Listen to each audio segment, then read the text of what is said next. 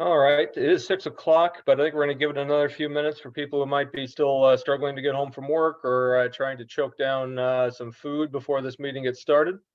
Thanks for everybody who is here, especially everybody who is here for a second viewing. Um, I'm looking forward to this evening. Let's give it another couple minutes. We'll get started.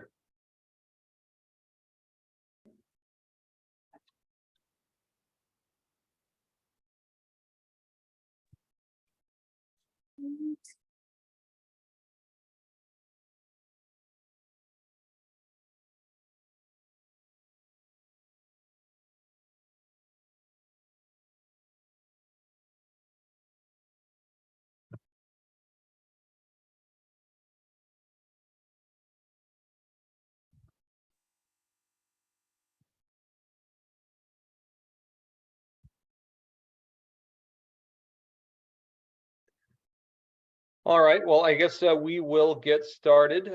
Thank you, everybody, for coming. My name is Eric Baker. I'm the Deputy County Administrator. I'm the Project Manager for the Comprehensive Plan Update. You're going to see that QR code located there on the left-hand side throughout the presentation. It is the same QR code. But certainly that's straightforward, right out of there.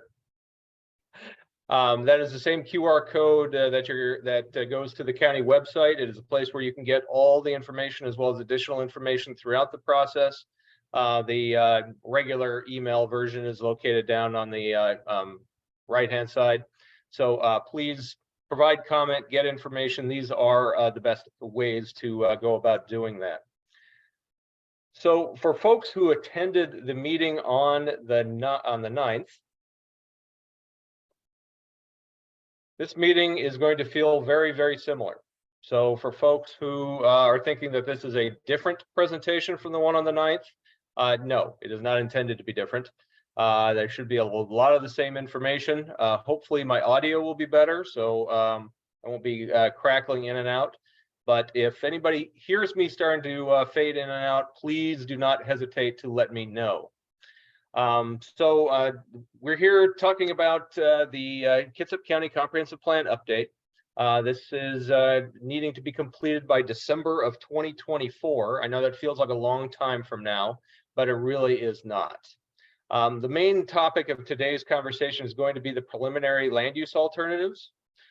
These are the documents or the maps and descriptions that we're going to use to help us with environmental review after they are finalized sometime between now and March. We really appreciate folks being here tonight and all the folks who have participated throughout the process to help us educate these alternatives and improve them as we move to the March 22nd timeline. So what are we going to do tonight? Again, it's exactly like the meeting on the 9th. We are going to just have a brief presentation about kind of a refresher on GMA, the comp plan, what we're kind of required to do. We're going to talk about the main issues for the comp plan update. The things that we're really going to have to cover. Some of them are going to be common, things that we've dealt with many times before. Some are going to get additional focus, and we'll cover some of those. We'll talk about how these alternatives were constructed and what they're meant to be. None of them are a recommendation. None of them are exactly what staff or anybody thinks is the perfect answer at this point. But I'll talk more about that. We're going to talk about what each of the descriptions are trying to accomplish and what they're kind of viewing for the future of Kitsap County and certain main policies that might be proposed, and then a brutal number of maps. We do have folks here that may be from all around the county, so we're going to try to cover from north to south, everything from Kingston all the way down to the Port Orchard, South Kitsap area, pretty much from top to bottom.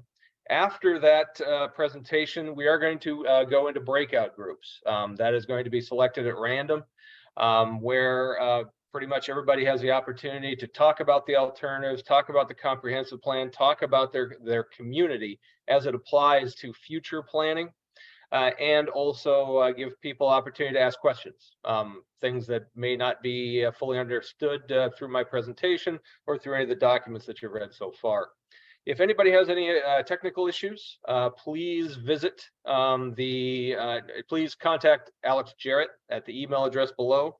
For technical support that's related to Zoom, that's not why your printer doesn't work. So if you have any problem with this meeting, please contact Alex Jarrett. I'm coming in well, I'm assuming right now, not crackling in and out. Someone would have told me. Yes, you're doing good. Excellent. Love to hear that. So kind of moving on, some of the basic ideas that we have right now. Actually, before I do that, I think it's important for us to kind of indicate the various staff that are in the room. We do have a number of folks. So with that, Colin, would you like to say hi? Sure, yeah. Colin Poff. I am with the Long Range Planning Division, Long Range Planning Supervisor, and going to be involved with all aspects of the comprehensive plan update. Carla? Carla Lundgren, Long Range Planner with DCD, Kitsap County.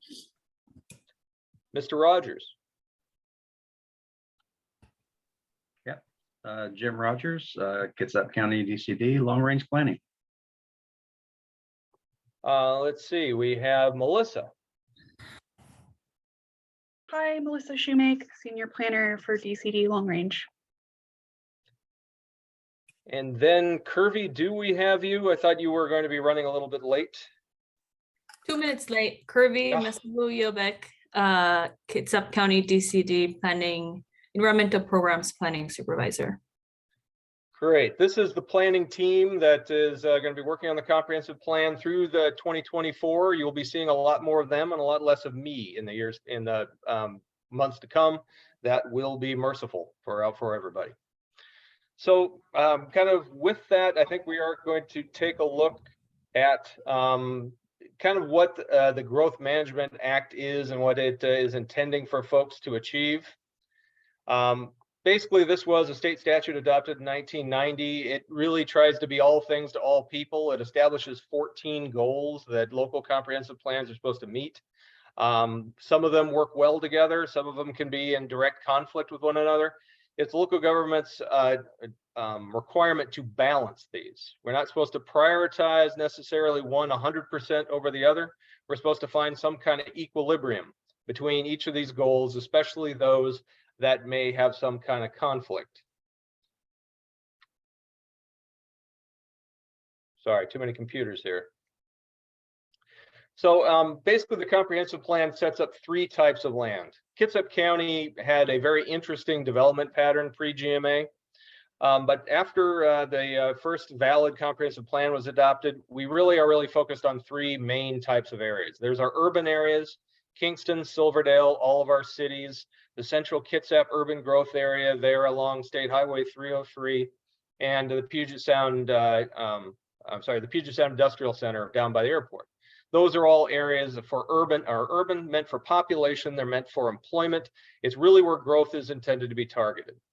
Then we have our rural areas. Those rural areas can be everywhere from Burley to Hansville to Big Valley out to Holly. There's also places like Manchester and Suquamish, some more dense areas. Those are also considered rural. Those are areas that are intended to be protected from growth. So again, growth is supposed to be going in the urban areas. Rural areas are supposed to be protected from growth. Then we have our resource lands, which for us is a little bit of commercial forestry and a little bit of surface mining. We also have a lot of small farms, but none of them really reach the level of commercial agriculture based upon size, based upon scope, and based upon revenue generated. So those are lands that are intended to be protected, and things like mineral resources, we don't really get to choose where they are. Mineral resources are wherever the glaciers put them, and those are areas that we need to protect if they have surface mining permits. Urban areas have things like sewer, sidewalks, multifamily housing, and they have limited confined areas called urban growth area boundaries. Urban services are not supposed to be extended outside of these boundaries unless you're in a place like Suquamish or Manchester. There's a planning term for it called limited areas of more intensive rural development. But unless you're in one of those areas, things like sewer, things like sidewalks are really not supposed to be in the rural areas, and things like sewer are almost prohibited from being located in the rural areas. So the comprehensive plan is educated by the Growth Management Act, like I just mentioned, but also by 2 regional documents that Kitsap County participated in, the first of which is Vision 2050 through the Puget Sound Regional Council, which is made up of King, Pierce, Snohomish, and Kitsap counties and its cities. That is kind of our regional planning organization that controls a lot of transportation funding, but also helps ensure that the various counties are all working together in our planning. And of course, we abut either King County and Snohomish County across the water, and then Pierce County directly to the south. We have the countywide planning policies through the Kitsap Regional Coordinating Council. Now we're going down a layer. Now we're only talking about Kitsap County. So that's Kitsap County, its cities, the tribes, as well as its 2 largest ports. These establish goals that each of the organizations, predominantly the counties and cities, have to plan together to accomplish.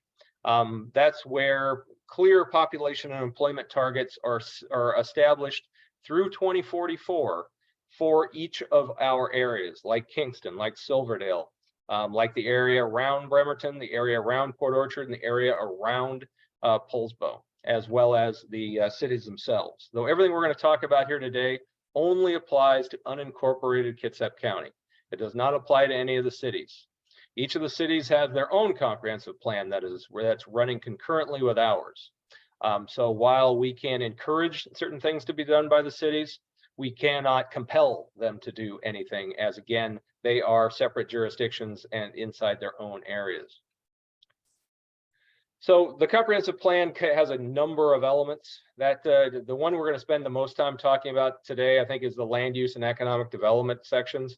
Those are the ones that establish zoning, how big those urban growth areas need to be, and how dense development inside the urban growth areas can be. Also, how we are going about protecting the rural areas.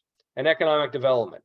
If we're bringing in a certain number of people into the community between now and 2044, where are they going to work? Are they going to work locally, or are they going to work out of county? And of course, some of these other things you see here on this list, we need to protect our environment. We need to ensure that people can get from point A to point B safely.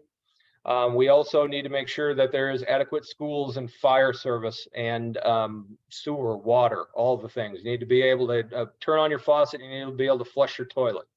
You need to be able to do all those things in your urban growth areas. And then certain areas have sub-area neighborhood plans. Some examples of that, again, would be Suquamish and Manchester, but also Kingston, the Silverdale Regional Center, and then also Keyport and Illahee are examples. I don't think I covered them all. I may have missed one, but those are the sub-area neighborhood plans that are also located in the comprehensive plan. So what are the main topics that we're going to be talking about over the next year or so? As usual, we need to accommodate growth. A certain number of people are moving here, and a certain number of people are going to be working here. These are going to be established based upon targets. They aren't necessarily based on past trends. We are really trying to focus a significant amount of that growth in not only our urban areas, but kind of the downtowns of those urban areas. So that is the downtowns of all the cities, but also downtown Silverdale, and then kind of that core in Kingston. And a lot of our conversation is going to be about Kingston and Silverdale, as those are unincorporated areas that our plans will directly relate to. Probably the biggest new hurdle local government has is ensuring housing diversity.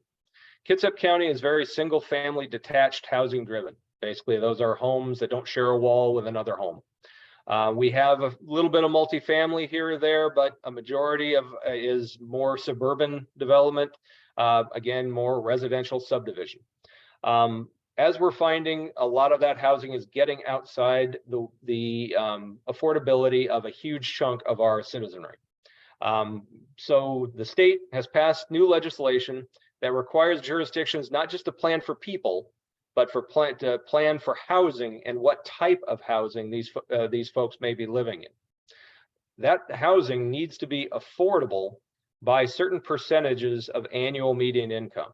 So generally annual median income for Kitsap County, 100% would be around $97,000 for a family. We need to make sure that there's places for people making 30% of that number, 50% of that number, and 80% of that number, and then also everybody over 100%.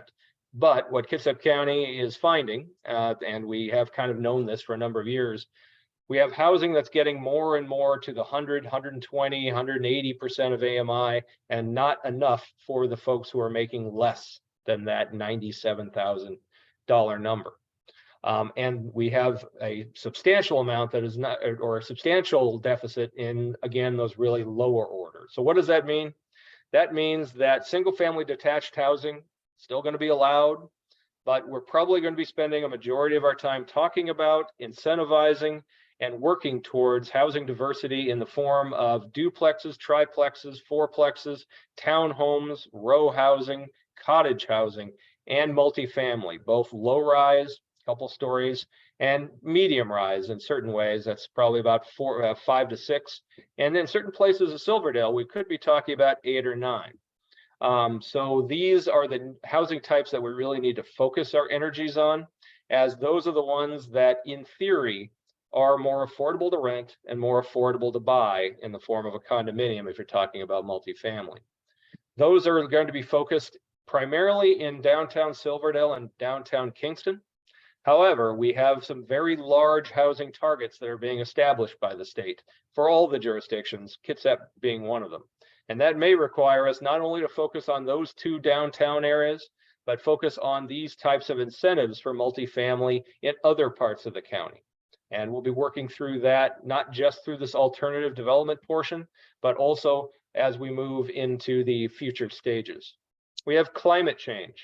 I think we're all noticing that we're having some very hot summers. We're having some pretty cold winters. We are going to be focusing a little bit on greenhouse gas emissions and how we can work to reduce those, and maybe establishing targets for what we're trying to do with that. Greenhouse gas emissions obviously are reduced just by having people in a smaller area so they don't have to drive as far. But also there is concerns about development and the lack of trees in the developed area and how that affects heat. Sea level rise, the king tides have shown that we do have infrastructure that becomes inundated with water, especially those that are located near creeks, near rivers, and also along shorelines.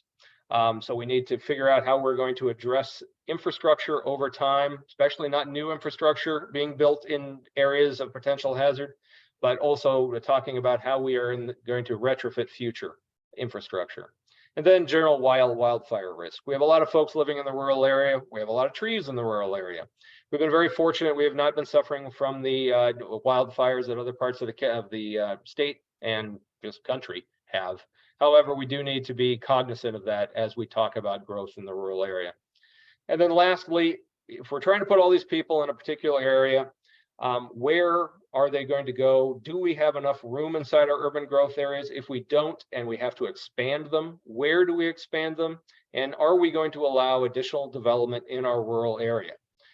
In the early days of before the comprehensive plan, we developed a lot of lots and a lot of opportunity in the rural areas. Those still exist today. There's a lot fewer of them because development has come, but there's still a good amount of them out there.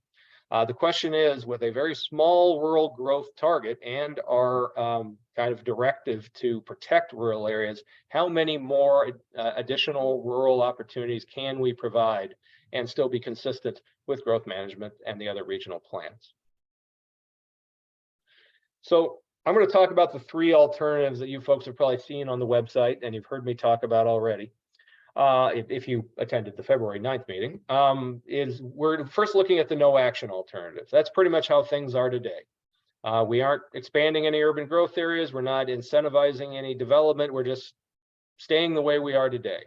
Generally, that's not going to accommodate growth, and we are going to be undersized in this alternative. But we need a no action alternative to operate as a baseline. We know kind of where we are today. We have a lot of data about where we are today. We need something to compare future realities that we might be promoting in alternative 2 or alternative 3.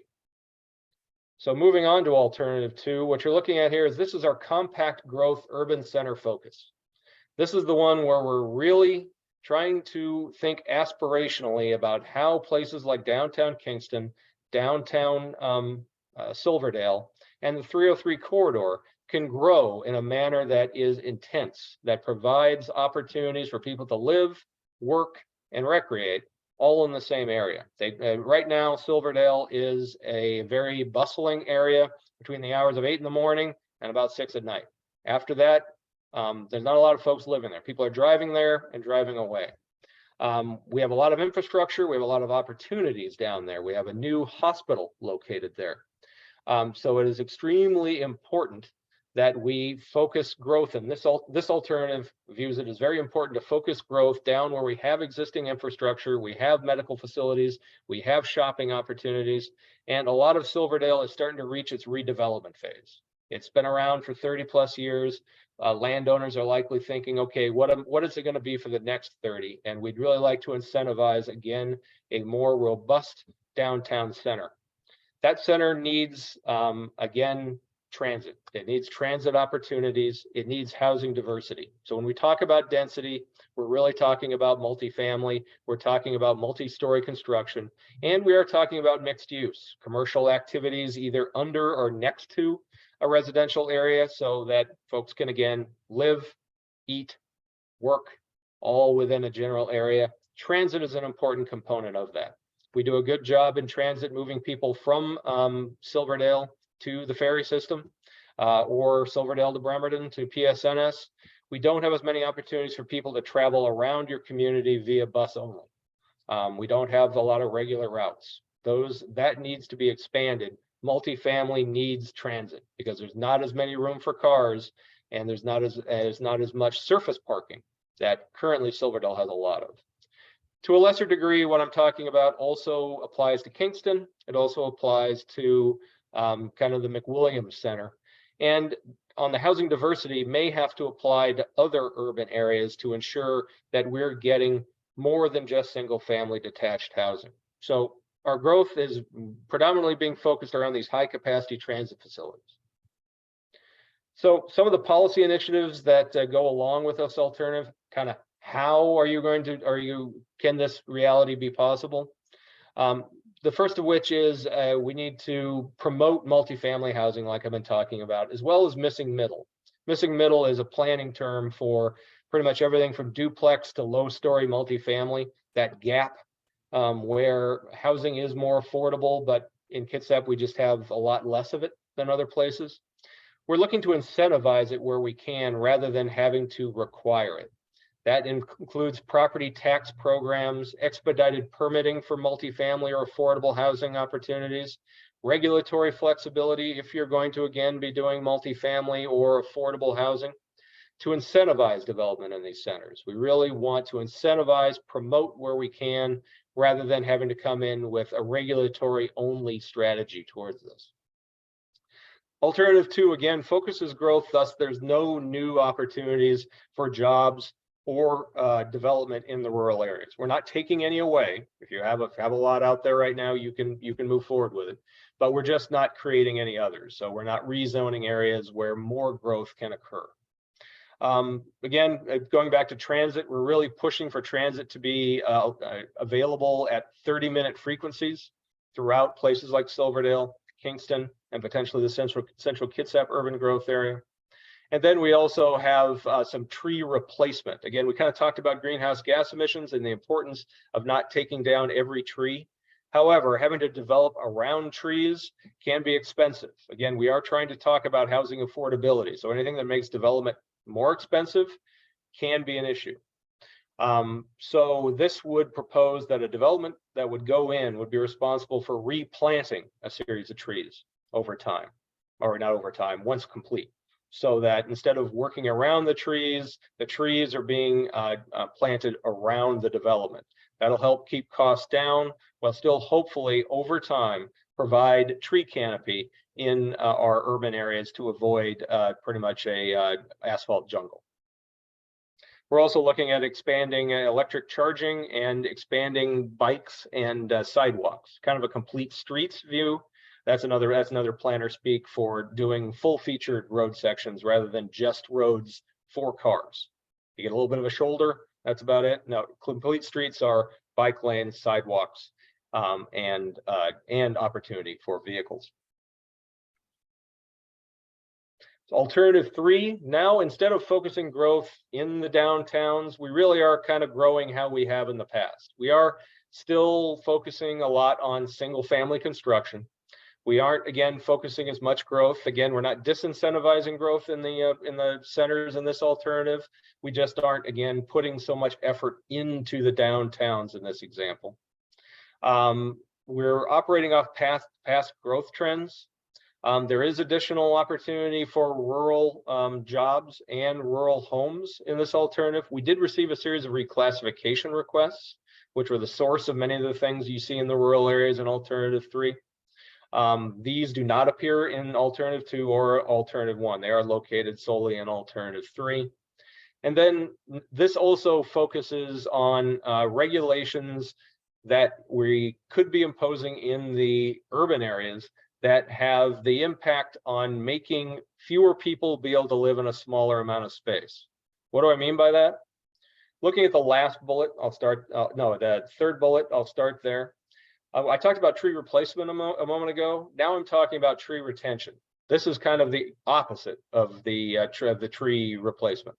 This is the development has to develop around the trees, and a certain number of trees need to be retained. That can be valuable, but oftentimes that makes development more expensive. It can oftentimes take away opportunities for multifamily or other housing.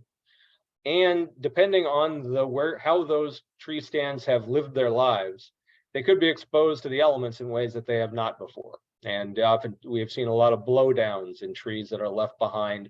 They're incredibly valuable. They're very attractive. They provide a number of environmental benefits, but because they've never seen wind in their lives, become very dangerous to have on the property. However, if you could cluster them properly, which in certain cases would be appropriate, you can have a regulation that requires a certain amount of the lot to be remain in trees. The percentage of that is still kind of being worked on, but again, it's something we're really kind of focusing on for single family development in our urban areas as it applies to this alternative. And then also we're looking at reduced impervious surface limits in our environmentally sensitive urban zones. That's urban restricted and greenbelt. Pretty much Illahee, and if you're along a creek corridor, you're likely having one of these zones. And we are looking to limit impervious surface where we can to reduce runoff.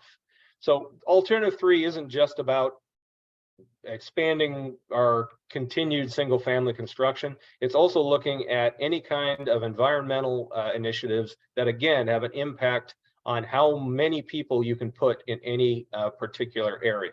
So alternative 3 expands things to the largest extent of the 3.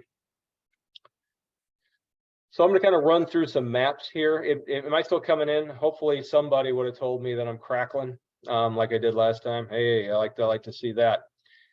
So this is the Kingston area. Largely you're looking at Arborwood to the south. This is the downtown around the ferry terminal. This is the way things look today. We have the commercial and urban village center located in pink and red through here. That is where we're focusing additional growth opportunities in alternative 2. It doesn't show in a color on this map, but those red and pink areas, we are going to be incentivizing additional growth at higher densities, employment at higher intensities in those areas, as well as improving transit. But one of the things that most people are most concerned about or most interested in is, all right, you've done all that inside the area. Are the urban growth areas going to get larger or smaller in certain areas? So what you see here in various colors, everything in brown is urban medium. That is kind of a moderate density multifamily zone.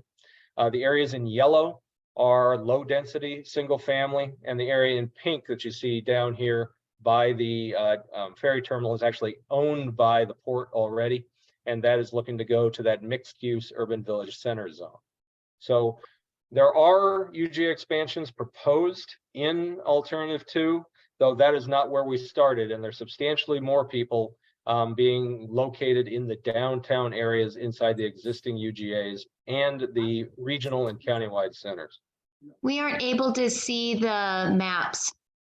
The maps aren't coming up? Nope. Jim, can you see them? So Colleen, you can't see them? No, I'm not sure why not. So I in can the see top them. right corner, there's a little thing that says view. What do you Yeah. have it set to? Blur my background. I don't know. It doesn't say. Are you on a computer or on a Yes, cell phone? computer. Computer. Because it. Oh, I see it now. Yeah, Sorry. it should be I got it. standard, and then you I should be got able it. to see. Okay. I had to change screens. Thank you. Okay, cool. Wow, that's scary. That just means you've been looking at my face for the last 20 minutes. Sorry about that. So yes, this is Kingston and Alternative 2. This is Kingston and Alternative 3. Here you're noting that there are some additional expansions here north of Shorty Campbell Road, as well as some here south of West Kingston Road, and then some on Ohio. Again, this is the alternative that requires the most amount of land to accommodate our population and employment targets without as much focus in the downtown area. Poulsbo is a city unto itself and has a very small urban growth area boundary. Everything you see there in yellow is their urban growth area boundary. Again, small pieces here or there. There is very little being proposed to be done. Both alternatives 2 and 3 only propose adding Snyder Field, which if you're driving north on State Highway 3 and you just got past the 305 intersection, it's the ball fields just off to the right. They are currently being planned to be acquired by the city of Poulsbo. You cannot annex land that is not inside an urban growth area boundary. Thus, they want to include this for potential annexation. Moving into the Silverdale area, a lot of our conversation, when I talk about downtown, some people are saying, well, downtown Silverdale, where exactly is that? Downtown Silverdale is roughly within this highway loop. Everything you see here in kind of the burnt umber color, that is the regional center area. This is the Kitsap, come on, come back to me. This is the Kitsap Mall. And then also you will note, this is Buckland Hill Road, Ridgetop Boulevard. The hospital is located right here. So when we're talking about, again, a mixed use and residential coming into a particular area, it is this area that we are currently talking about. Additionally, we are looking at potential growth opportunities located up here north of Greaves Way. This is the Trails development where a number of folks are shopping. There's also a certain amount of residential that's also going into this area.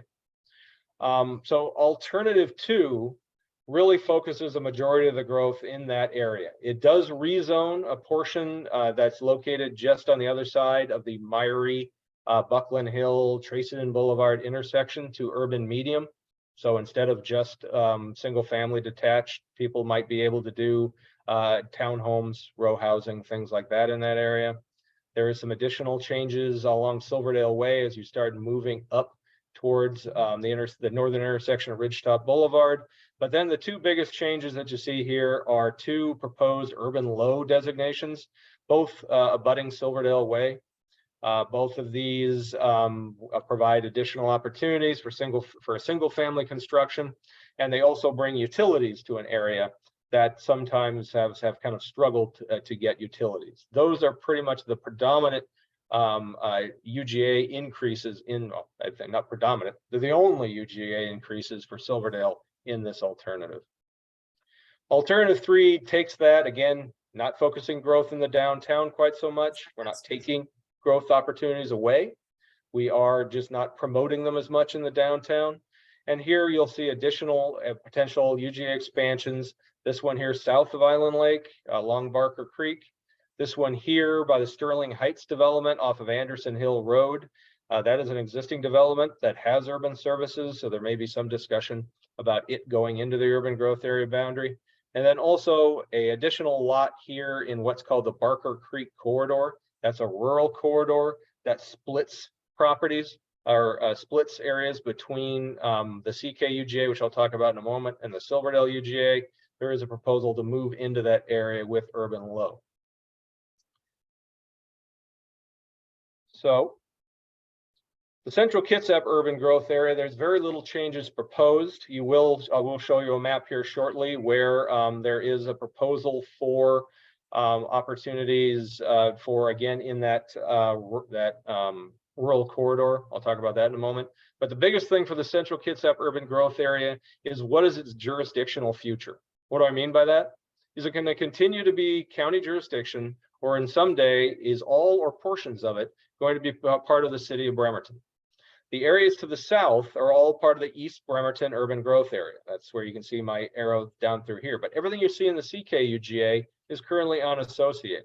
It abuts the city, and the city has interest in annexing into this area. But ultimately, the community at some point probably needs to have a conversation about what kind of jurisdiction does it want to be in the future, as counties are not intended to be urban service providers forever. We do our very best to provide urban services, but ultimately the Growth Management Act indicates that urban areas are supposed to become cities, either part of existing ones or new cities. So part of the conversation we'll be having over the next several months is what is the future of the Central Kitsap urban growth area? Is it to be associated with the city of Bremerton to facilitate annexation? So these are just a couple small urban growth area expansions. One located up here. It's already rural commercial. Now it's just going urban. And then down here, we're establishing a center located around McWilliams Road, another place where we're going to be focusing growth and focusing transit opportunities to, again, provide that diversity of housing. This is that area I talked about. This is Nels Nelson Road. The fairgrounds are located down here. There are some folks who are proposing to be able to do some additional urban development in, again, that rural corridor. Barker Creek runs right through here. The parcel that I showed you in the Silverdale urban growth area is right here. So these two here and that one are both asking to be expanded into that corridor in alternative 3. Again, alternative 3 is the one that proposes the largest number of UGA expansions. East Bremerton, there's really, you can take a look at the maps online, but the changes are incredibly small and are really hard to see. There's one parcel that wants to go from residential to commercial. I definitely recommend going to the website. We have separate maps for those. There's just a very small amount of changes. But West Bremerton is proposing some changes. The West Bremerton urban growth area is an odd animal. It is little pieces of urban UGA surrounded by the city. Rocky Point, Navy Yard City, Crazy Eric's is located right here. The STEM school is located there. West Hills, which is entirely surrounded by the city of Bremerton, as well as this area down here to the south that go at Sherman Heights Road. Anybody trying to get out of traffic going through Gorst sometime utilizes that Sherman Heights. That is down in this area down through here. So alternative 2, alternative 2 proposes a expansion of industrial opportunities located here off Werner Road. Werner Road is the one that runs by the car dealerships up the hill. And then there's a new housing development located here off Werner Road. This is an industrial opportunity that is owned by the Ulen Tree Farm Company. They are requesting to make it industrial. It's currently a quarry. This is not the entirety of their request. The entirety of the request will appear in alternative 3, and I'll show you that here in a moment. And then the city of Bremerton has requested that UGA is expanded up here along Chico and Chico/Kitsap Way. There is currently sewer down in this area through here. Sewer, again, is supposed to be located in urban areas. They also are looking at potential expansion of sewer up into these areas, so are looking for an expansion of the UGA in this configuration. And then also, they're putting a substantial amount of money into the water quality of Kitsap Lake. Only this southern portion is not in the city. That's in county jurisdiction. They would like to control the land use future of the area surrounding the lake, as again, they're investing heavily in Kitsap Lake at this time. Alternative 3 adds the rest of the Uland request, which again is additional urban industrial. These would be inside an urban growth area, have access to sewer to provide opportunities for jobs. So this is an area that is being discussed. It does have both employment capacity, and then you'll also see that there is the population capacity coming from the Bremerton requests that are unchanged in alternative 3. Alternative 2 and alternative 3 are the same for the Bremerton requests. Moving down to the Puget Sound Industrial Center, Bremerton. Yes, that is its name. Really what we mean by that is we mean by the Bremerton National Airport area. That's where the racetrack is looking to go in. That's also where the dump, the transfer station is located down through here. Alternatives 1 and 2 are not looking at making any changes. Again, this is another area that has urban in little islands here, here, here, and a few down here. So again, most of this is the city of Bremerton. We have received a series of reclassification requests, which basically indicates that a number of property owners located up through here want to have additional urban growth opportunities on what is the northwest side of State Highway 3. That would be industrial in blue and commercial in red. The blue request is owned by the Overton Company, while the red request here is owned by the Skokomish tribe. All of these green requests you see here are some of those rural requests, which I'll talk about here in a moment. So I'm not skipping over the top of them. And then lastly, we have Port Orchard. Port Orchard is an urban growth area that includes Port Orchard proper. County Courthouse is located right down here, but also includes all of the area along the Sydney-Sedgwick intersection and all of McCormick Woods. Oddly enough, it also abuts a piece of the city of Bremerton, which is this piece right up through here. But the city of Port Orchard is, again, all of McCormick Woods, all that new development that's occurring out there, the new park, but also the city of Port Orchard is also all of this area leading all the way up all the way up to Annapolis. So the changes that are being proposed here are also relatively minimal. The city of Port Orchard, due to all that area I just described, has a large amount of capacity for growth. Thus, we don't need as much urban growth area to accommodate. Most of it can actually be accommodated in the city itself. But there are proposals to expand the McCormick area. This is along, I believe, McCormick Woods Boulevard, to put it into the urban growth area boundary, as well as some industrial opportunities located down here near the corner of Sydney and Sedgwick Road, and then also some urban medium that also is abutting the city. So again, both of these properties through here abut the city, this abuts the city. And then also there is some commercial uses that currently have urban medium zoning. I'm hoping I'm covering where it is right now. They should show red on the map. We are trying to zone those as they are currently developed, which is commercial, rather than having them a non-conforming use, which is also planner speak for a use that's on a piece of property that is not zoned for it. So again, these have a commercial future, thus they show commercial zoning. And then you have alternative 3. Everything I talked about already, plus going back and revisiting the Bethel corridor south of Fred Meyer. This is the area that has a few commercial, Bethel Builders used to be located through here. I now am probably dating myself. This area is currently residential. If you go back a couple, there is discussion as to whether, due to the fact that all of this is commercial, there is going to be transit and road improvements going on through here. Should that be expanded down through here? Commercial allows not only commercial and job uses, but also allows multifamily housing. Should that be commercial? So alternative 3 views that area as commercial. It actually was commercial previous to 2016 and was made urban low in the past iteration, in the most recent comp plan done in 2016. So this would bring it back to what it was previously. So there's a smattering of rural changes that are proposed. If you take a look, a couple parcels here, a couple parcels there. This is just a snapshot. Please go to the maps. This is not intended to be a comprehensive presentation where I'm hitting on absolutely everyone. I just want to hit on the big ones. The biggest one that we've received in the rural areas is by the Rainier Company.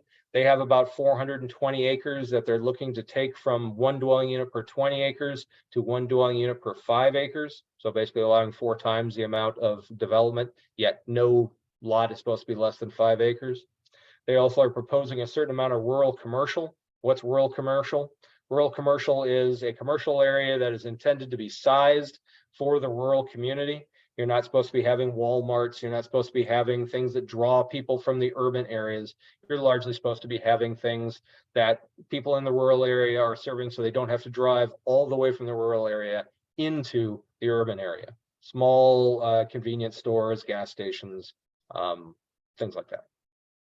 And then there's one other area. This again is that those green spots that I was mentioning. Oops, sorry. By the airport. These are some additional requests that are being made to go from, again, rural wooded to rural residential. If you're looking at the lime colored parcels, if you're looking at the olive colored parcels, that's going from rural wooded, 1 dwelling unit per 20, to rural protection, which is 1 dwelling unit per 10. So instead of 4 times the density, those ones in olive are only proposing double the density. And again, still the densities are very low. If you look at the rest of the area around it, you're looking at 2.5 acre zones, 1 acre lots. Again, even at their request, these are very large lots for the surrounding area. So what's not in these alternatives? We received a lot of reclassification requests. A vast majority of them appear in alternative 3, so we can do environmental review on them. The important part about these is that some didn't make it. Some people were looking for urban zones in rural areas. Some people were trying to expand the boundaries of Suquamish, George's Corner, which is right there on Miller Bay, Hansville Road, and 104, that commercial area, as well as, like I said, Manchester, Suquamish, George's Corner. You can't expand those boundaries once you've established them. And then there are folks who are looking to go back to the rural densities of yesteryear, the 1 acre zoning, the 2.5 acre zoning that was considered sprawl and led us to a very long decade of trying to get compliant with our comprehensive plans. And then lastly, spot zones. People are asking for one lot to be zoned something different than everything around it. Some of those did not make the alternatives. And again, these alternatives, I think I may have skipped over. What are these alternatives intended to be? None of them are the recommendation. These alternatives are a menu that the board can select from, and the board and the public can comment on for us after we do environmental review. So these alternatives are all going to get environmental review done on them once they have gone through this initial phase of public review. The board is ultimately going to make any changes that are appropriate. You're going to have sideboards for environmental review. We're then going to do an environmental impact statement that's going to say, if you do any one of these 3 alternatives, here's what it's going to do to your roads. Here's how much stormwater is going to be created. Here's how much it's going to cost to provide wastewater infrastructure. All of those things will be available in September. And then from there will be additional public comment where we talk about, okay, based upon what we now know about these 3 proposed options, how can we mix and match from the alternatives to meet our growth projections while also meeting what the public is looking for? So again, these alternatives, none are a recommendation. None are intended to stand on their own at the end of the day. They're intended to be a suite of options to be cut and pasted from. So as you're reviewing them, please look at them from, I like that part of alternative 3, I don't like that part of alternative 2, with the eye on the fact that your comment eventually will help the board come to a preferred alternative in September. So now I'm done talking, mercifully. So we are going to now move into breakout groups where you folks will have the opportunity to talk. Unfortunately, I will be in one of those and moderating one, so I'm not totally gone. So what we're going to do is we are going to have everybody kind of put out into groups at this time. Staff, was there anything that came in through chat or anything else that we need to address prior to going out to breakout groups? I didn't look quite so closely at the chat. No. I don't think so. All right. Alex, will you send us off to our individual breakout rooms? I think we have, looks like 20 people. So can we make 2 rooms? Yes, I'll get those set up right now. Everybody will be asked to join a room shortly. Yep. So when you see the join,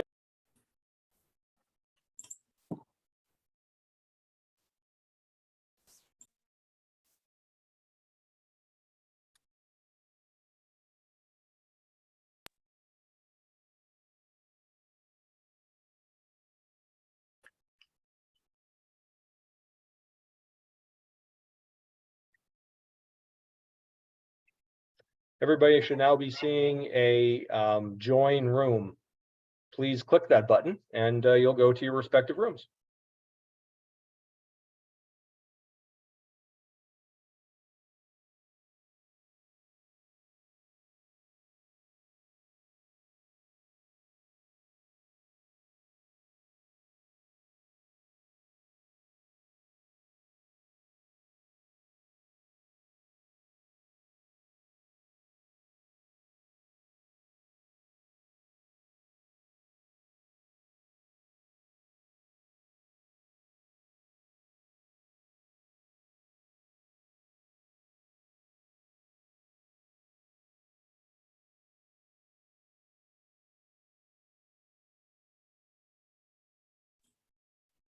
Randy?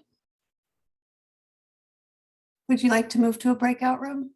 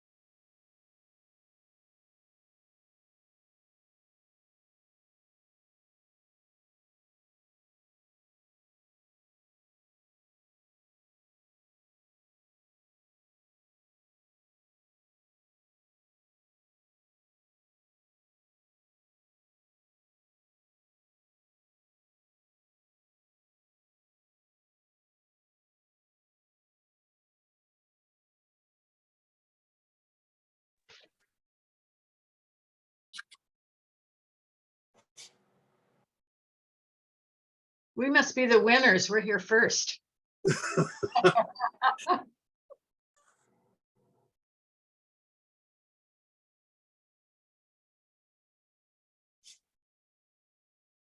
So have you received a lot of public comments so far? Can you say whether you have or you haven't, or is 20 people through the whole county basically what you have? I'm going and looking in the other email rather than my own inbox for the comp plan inbox. And there are a lot of comments in there. Yes. Good, good. Okay, well, let's see, either A, we lost a lot of people in transit.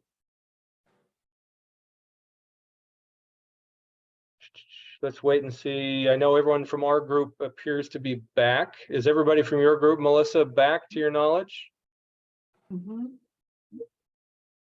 I believe so. Okay. It looks like we should have everybody here. All right. Well, let's wrap this up strong. All right. So I'm going to share my screen again, and I'm going to basically just talk about where we go from here.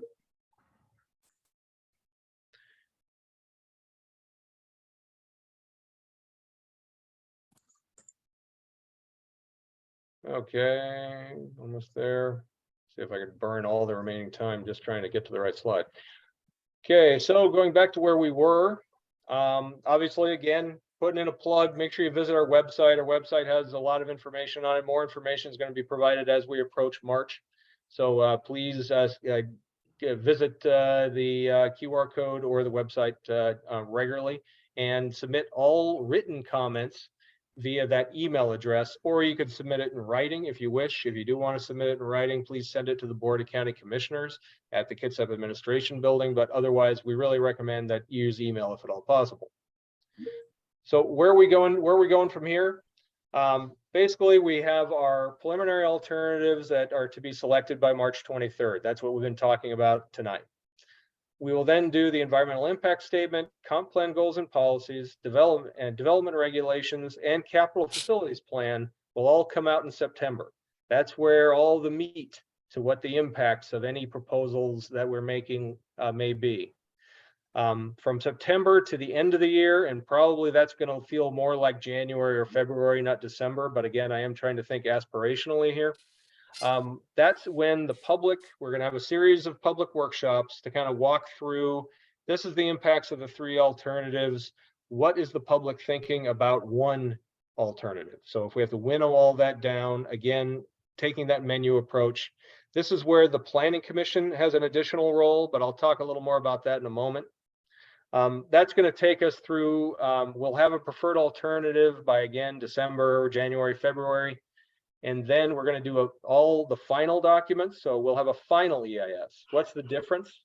Obviously, the draft EIS looks at three separate alternatives. The final EIS will look at the one and provide, again, specifics on that one preferred alternative. We'll then revise all the documents from public outreach and board direction. And then we will have discussions about those final documents as we run through March 2024 to final approval. I'm saying August, again, that's probably aspirational. It's probably more like September or October. So hopefully by Halloween, we'll be complete. But what are the important dates now? That's how we're going to get to the end. But what is going to happen over the course of the next 6 weeks, and how can you be involved? Well, we're sitting right here in public meeting number 2. We do have the chair of the Planning Commission here with us tonight. We do have a Planning Commission public hearing next Tuesday that you can either A, attend in person at the Kitsap Administration Building in Port Orchard, or you can attend via Zoom. The Zoom link is located on the Planning Commission webpage. And you will have the opportunity, unfortunately, to hear a version of this presentation again, but then you will have the opportunity to talk. You'll be given about 3 minutes to give verbal testimony. What we really recommend is people provide written testimony and then provide the highlights of that written testimony to the Planning Commission. After that, we'll have a third public meeting. This one will be in person, not Zoom. It will be an open house, so no presentation, just everybody coming to individual booths, probably related to individual areas of the county, and you can ask specific questions. The Planning Commission will then have a work session to kind of talk about particular issues that they see from the public testimony, and that feedback will be sent to the Board of County Commissioners. The Board of County Commissioners is going to have a public hearing on the 13th. That again is another opportunity for people to attend in person at the Kitsap Administration Building or via Zoom to provide testimony directly to the Board of County Commissioners. Same rules generally apply. It's good to have written testimony and then 3 minutes of verbal highlights of your testimony. And then the written comment period will close a few days after that. The board will then, over the next week, go through all the public comment and come up with the 3 alternatives. Again, none of these alternatives are the end result. These 3 alternatives are the sideboards. These are potential alternatives and the menu for future discussion. So with that, I really appreciate everybody coming. I appreciate everybody participating. Anybody who has any comments, written or otherwise, please contact us at the comp plan webpage you see there, or at the phone number. You do have the names of all of us. It's Eric Baker, you have Colin, you have Kirby, you have Melissa. All of these individuals are available. So please contact us, ask your questions, and provide comments so we can make sure that both the Planning Commission and the Board of County Commissioners have feedback from the public, and they're not just hearing my presentation or dictates from the state, which unfortunately is also part of this. So please participate early and often. I really appreciate everybody coming tonight, and I hope everybody has a good evening. And Thank you, Eric. Thank you. Thank you. Thank you. Bye, everybody. Good night. Night all. Staff, can we connect via Teams here in a second? Sure. Sure.